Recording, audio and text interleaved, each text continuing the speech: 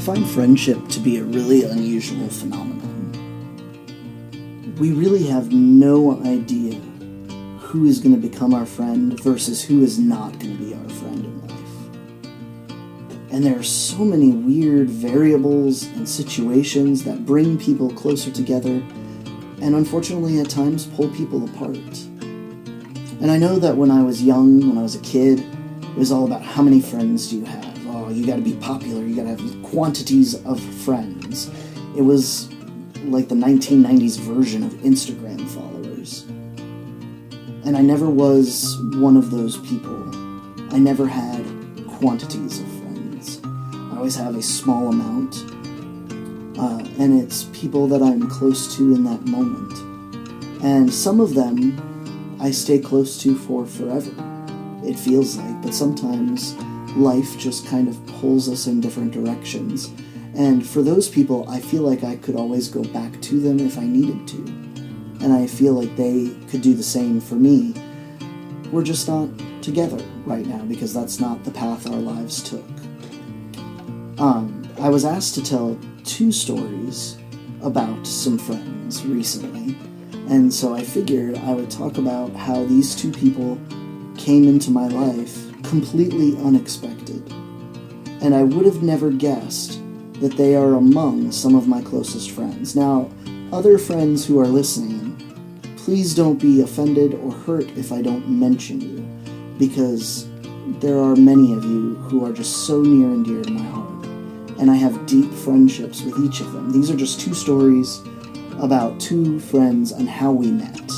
It is not valuing one friend above the other. I always worry that one friend is going to be offended by the way I treat another friend. And I have to step back and remember, no, each friendship is individual and unique, and they all have different parameters, they have different ways of operating, and the way I am with some friends is not the way I would be with other friends.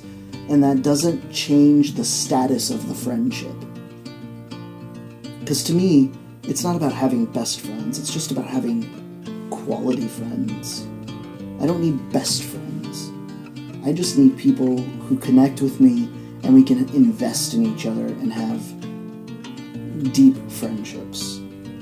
So the first friendship that was unexpected that I want to tell you about is the one with Sebastien. That's how you say his name in French, Sebastien. But if you are American, like me, you just say Sebastian. He goes by either one. He'll answer to whichever one you call him. It's totally fine. I like to say Sebastien because it makes me feel fancy, and it feels like the one word in French I can pronounce. And I met him in France after I took that train ride and that plane flight you heard about in a previous episode. I got to Avignon, and I was studying at the Université d'Avignon. I can't pronounce words, by the way. Just, my French is bad. You don't even need to leave me a comment about it. I know it's bad. I've had lots of professors tell me it's bad. So anyway, I'm studying at the University in Avignon, and one of the very first things you have to do on one of the very first days is you have to take a tour with the other foreign exchange students, and you follow this local student, and he gives you a guided tour of the campus. He tells you about various resources that you need and where to find them. And this tour was very informative and very great, except that I didn't understand a word of it. I was going through culture shock.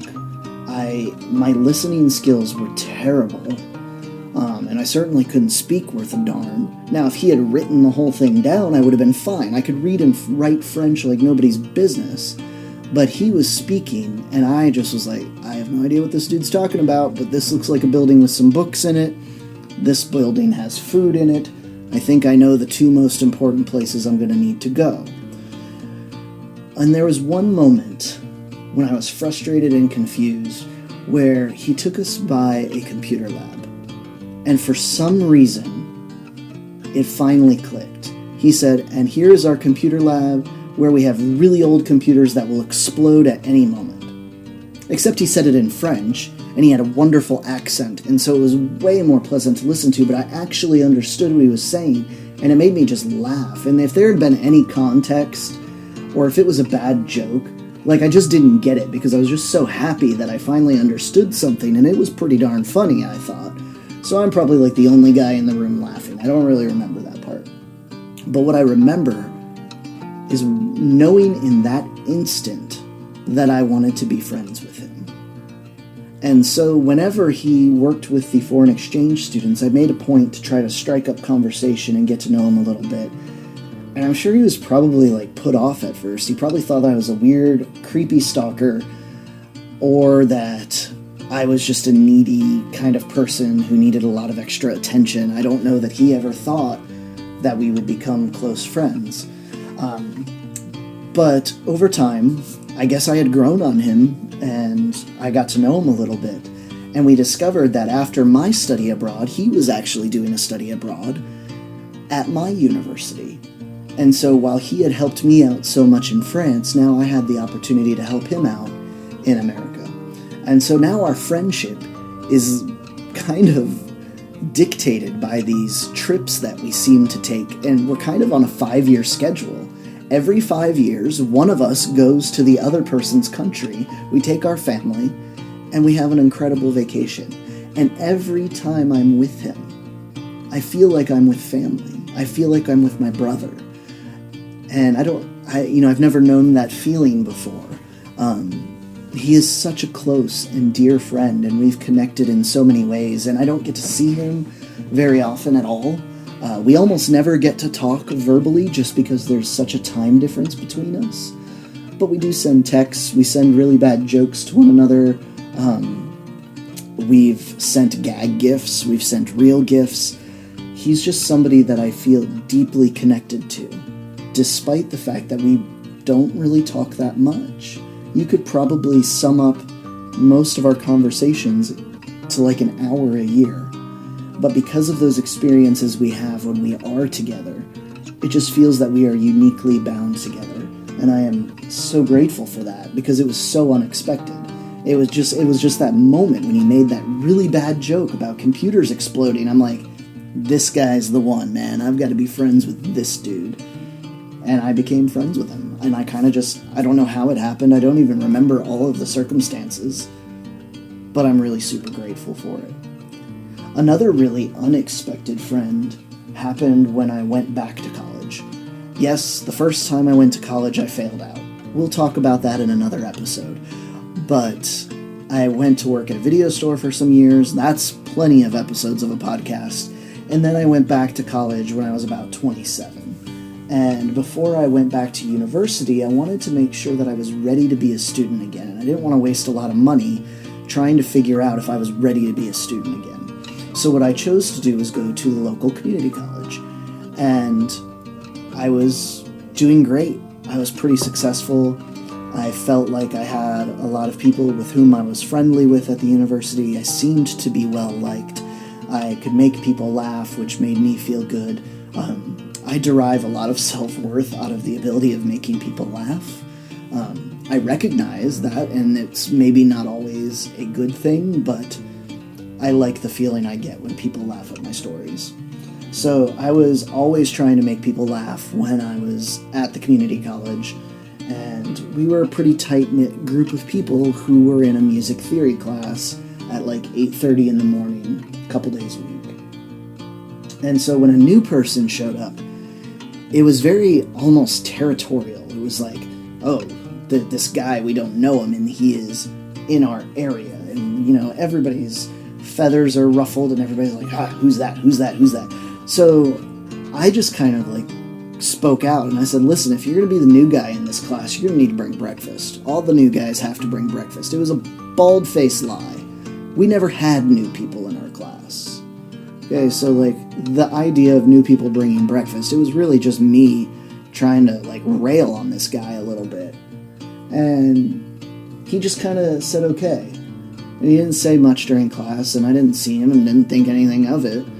And the next morning that we had class together, he comes in and his arms are full, and all of a sudden I'm noticing people putting tables together. He had brought an entire breakfast buffet. And this is another instance where I knew in that moment, okay, yeah, this guy and I are going to be friends, because I issued a challenge, and rather than challenge me back, he's just like, okay, challenge accepted and succeeded. really well. And from that moment on, like, it was just like day and night. We went from not knowing each other from a hill of beans to basically being kind of inseparable. We finished out our time at the community college together. We went to Stetson together.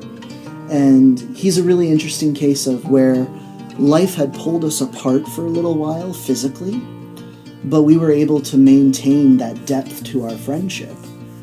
And I think also friendships are important because you have to remember, I'll see all these extra words that I'm saying while I try to think of my thought, try to get my thought placed correctly. Friends are not always forever. I think in these two cases, these friends are forever. Time has proved that to me. And that's the only way you know if a friend is truly forever, is for time. I have some other forever friends, and they are just as close and just as dear. But time has proven that they are forever. And I've had some friends who were definitely close to me, but for whatever reason, life has just decided that we are not forever friends. That doesn't mean that there is any argument, there's not any fight between us, there's not any bad blood between us. Life just pulled us apart. And we don't really, as humans, have control over that. It's just what happens. Do I think, like, that I could go back up to these people and say, hey, let's be friends? Yeah, I do. And some of them I've tried to reach out to over time. Some of them were friends that I had made mistakes and I'd created some bad blood. And I was able to go back and kind of start the repairing process. And as much as some of those people and I really want the friendship that we used to have, our lives are just in different places. And so it's difficult to maintain that level of friendship. But that's not, it can be a painful thing, but it's not a bad thing. You just have to realize those spots in your life and not let them hurt, because they're not intentional. Nobody is really I should say that nobody you're not fighting with is not like trying to pull away from you on purpose. Friendships don't try to die on purpose unless you're in a bad situation.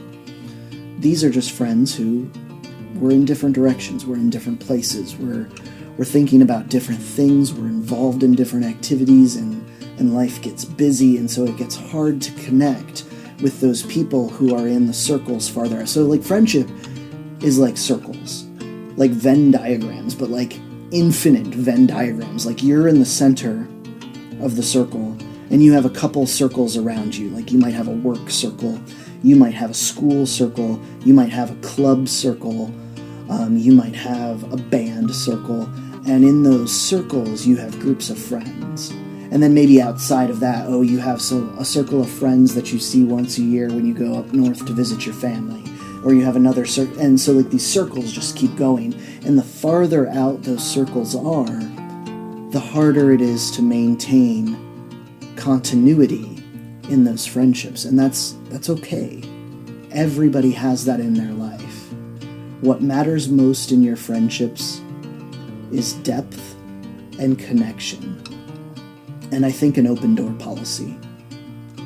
And if it's somebody you want to be friends with forever, then you have to keep the door open forever. Because there may be times where that friend can't get to you or you can't get to that person.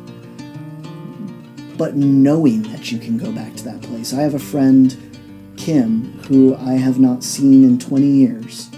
And I was friends with her in middle school and high school. Nothing bad happened between us.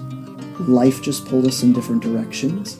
And I have no doubt, even though she's in one of those farther out friend circles now, I have no doubt that her door is open, and if I ever needed anything, I could go to her. The door being open helps solidify the idea of friends forever. It's not about best friends. It's not about how many friends. It's about depth and openness.